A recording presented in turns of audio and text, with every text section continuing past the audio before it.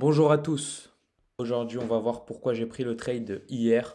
Donc hier, on était le lundi 3 juin 2024. Donc j'ai tout simplement pris ce trade pendant la Silver Bullet de 10 to 11 a.m. juste après la news rouge qui était à 10 heures. Du coup, je vais vous expliquer tout simplement pourquoi j'ai pris ce trade, pourquoi ça stop loss et quel était le trade que j'aurais dû prendre, que d'ailleurs je m'en suis rendu compte tout de suite et j'aurais dû tweeter mais je n'ai pas tweeté. Donc je vais vous montrer tout simplement pourquoi j'ai pris ce trade. Ça va être une vidéo très courte mais j'espère que ça va pouvoir vous aider. Je tiens à vous préciser que cela n'est pas un conseil en investissement, je ne suis même pas encore rentable. Comme vous pouvez le voir sur mon compte Twitter, j'ai mis que j'avais 6 mois pour être rentable et on est actuellement à plus d'un mois et demi, quasiment 2 mois. Là, j'ai actuellement le bac bientôt, donc c'est un peu compliqué pour trader. Mais je donne tout mon possible pour être rentable avant les 6 mois. Sachez que ça fait plus de 2 ans que je suis dans le trading, je suis toujours pas rentable. Il faut que je me remette en question, mais là, normalement, j'y suis bientôt. Donc, qu'est-ce qu'on avait eu? On avait eu tout simplement cette grosse consolidation. On peut regarder en M5 et en M15. On regarde en M15, il faut toujours faire ses analyses en M15. On avait quoi? Cette grande trend line. Donc, tous les retails, ils vont placer leur stop loss en dessous de cette trend line. Mais nous, les traders ICT, SMC, on sait très bien qu'il ne faut pas placer son stop loss en dessous de cette trend line. Parce que tout simplement, le prix va aller le chercher. Les grandes institutions, elles savent très bien que les retails, ils placent leur stop loss ici. Donc leur but, ça va être d'aller chercher ces stop loss. Excusez-moi. Ensuite, on a vu quoi? Cette prise de liquidité, mais on était toujours bullish. Donc moi, je me suis dit quoi? On est bullish, on a break la structure ici. Bah clairement, on va aller plus haut. Donc qu'est-ce que le prix nous a fait? Il nous a fait un beau displacement. Voilà, on était quand même, on pouvait se dire qu'on était à un extrêmum. Ce que je n'avais pas vu, c'était ce high ici. On a fait un sweep and close, tout simplement. Regardez, le prix n'a pas break avec le corps. Bah, en fait, j'avais pas vu ça. Donc, tout simplement, bah, c'est malheureux, mais voilà. Ensuite, on peut regarder que on est bien monté. Voilà. Qu'est-ce que le prix nous fait? Énorme displacement. On break toute la structure.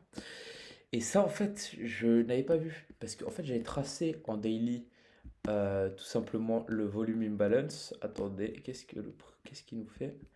Donc, comme vous pouvez le voir juste ici, on avait du coup le volume imbalance ici en daily, donc, qui était un PDRA higher time frame. Et donc voilà, bah, ça aurait pu nous aider. Mais moi, enfin, je l'avais pas vu. Donc voilà. Qu'est-ce que je me suis dit ensuite? Donc à 10 heures, on va descendre en time frame pour aller en M1. Et à 10 heures, qu'est-ce qu'on voit? On voit tout simplement que le prix du coup nous a fait un displacement. On avait pris liquidité externe, liquidité interne, reliquidité externe. Le prix ensuite, qu'est-ce qu'il vient faire? Il vient faire du coup la mèche, la bougie de 10 heures. Je me suis dit quoi? On redescend. Sweep and close ici. Inversion fair value gap. Le prix est ici, donc là je me suis dit ok c'est très bien.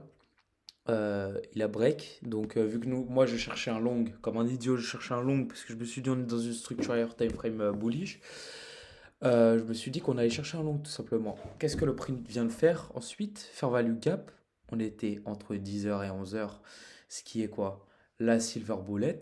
Silver bullet fair value gap, breaker block. Comme vous pouvez le voir sur mon tweet, j'ai vraiment fait n'importe quoi. Regardez, j'ai marqué inversion fair value gap sur ça. Bon, c'est qu'une erreur d'inattention, hein. Je sais très bien ce qu'est un inversion fair value gap, un breaker block. Et j'ai mis ici breaker block au lieu de silver bullet fair value gap. N'importe quoi, donc voilà.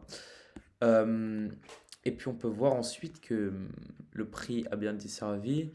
On a break ce high ici. Tac, tac, tac, tac, tac. Petite consolidation, refin de voie. Et en fait, bah c'est là en fait qu'on est venu me break even. Je me suis pas fait stop loss à proprement parler.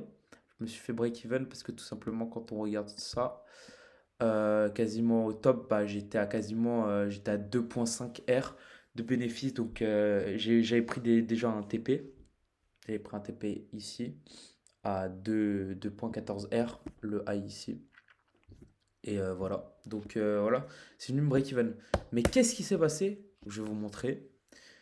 Euh, Pourquoi j'avais complètement faux et que c'était pas du tout comme ça qu'il fallait voir le marché. Regardez. Donc voilà, ici on peut se rendre compte, comme je vous l'avais dit, en M15 qu'on avait un high. On est venu le chercher et en plus, qu'est-ce qu'on se dit? Qu'est-ce qu'une macro? Donc je vais vous poser la question, qu'est-ce qu'une macro?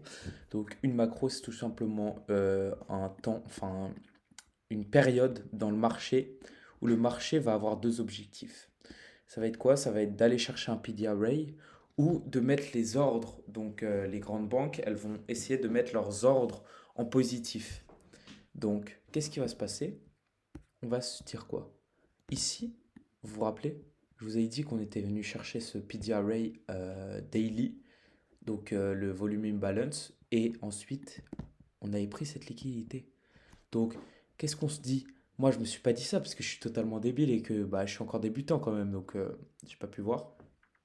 Mais ensuite, le prix nous fait du coup un market structure shift ici, on break le low.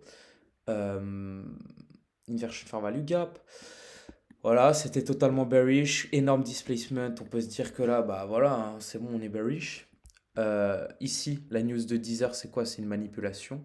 On re-rentre où?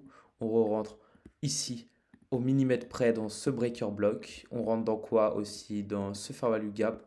Voilà, donc, enfin, c'était tout simplement une manipulation. Moi, j'avais pas vu ça comme ça. Ensuite, ici, qu'est-ce qui se passe? Voilà, on descend, on prend le nouveau lot. On vient ici faire un high. Ceux qui sont bearish, ils vont se dire quoi? Je vais aller me placer ici dans ce fair value gap. Ils se font stop loss. Ici, on prend la liquidité. Tac, on break le lot. Breaker block, market structure shift. Ensuite, silver bullet fair value gap. Donc, c'était le vrai silver bullet fair value gap. Et on rentrait du coup ici, stop loss, on n'allait pas le mettre ici. On peut voir, j'aime pas trop ces petits endroits là comme ça avec peu de volatilité. Mais du coup, on mettait ça où? On n'allait pas le mettre juste ici. Ça faisait un R de 10, n'importe quoi. Donc je l'ai placé personnellement, je l'aurais placé au-dessus du breaker block, ce qui nous donne 2,72 R. Et on targetait quoi? On targetait tout simplement ce lot. Ici, c'est relative equal lows. Et donc voilà, c'était très intéressant. Take profit directement. Moi, j'aime bien les take profit comme ça qui take profit direct. Énorme displacement. Magnifique. Et donc voilà où était mon erreur. J'espère que ça a pu vous aiguiller. J'espère que cette vidéo vous a plu. N'hésitez pas à me donner des conseils ou même à me donner des idées de vidéos que je pourrais faire. J'ai encore 4 mois et demi pour devenir rentable en trading. Donc voilà, je suis ouvert aux conseils et je vous remercie de m'avoir écouté jusqu'ici et on se dit à la prochaine.